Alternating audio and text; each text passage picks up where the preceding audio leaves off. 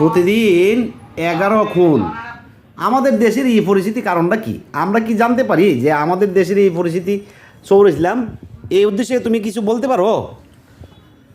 আমাদের 11 খুন হইতেছে, তার মধ্যে প্রতিদিন 11 খুন। বাংলাদেশ প্রতিদিনের নিউজ, এক হাদি মারা গেছে, আরো 11 হাদি প্রতিদিন খুন হচ্ছে। আসলে আমাদের দেশে, আর এই হাদি না, শুধু হাদি না, অজানা অনেক ব্যক্তি খুন হইতেছে, তাদের সাথেও থাকতে হবে।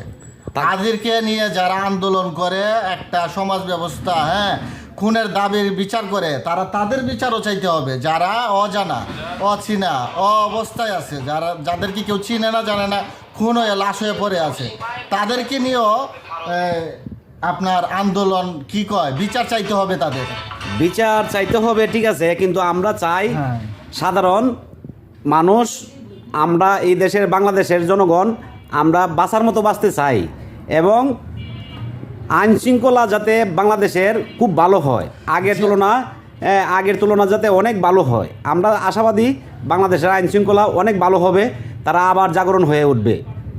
যেভাবে যে জায়গায় যা লাগে, তা দিয়ে দেশের একটা ভারসাম্য রক্ষা করতে হবে। যদি আইন লাগে, আইনের ল লাগলে ল চেঞ্জ করবে, ল লাগলে ল চেঞ্জ করতে হবে, চেঞ্জ করে এই খুনের উদ্ঘাটন করিয়া তার বিচার করিতে হবে। হ্যাঁ, ধন্যবাদ তোমাকে, অসংখ্য ধন্যবাদ।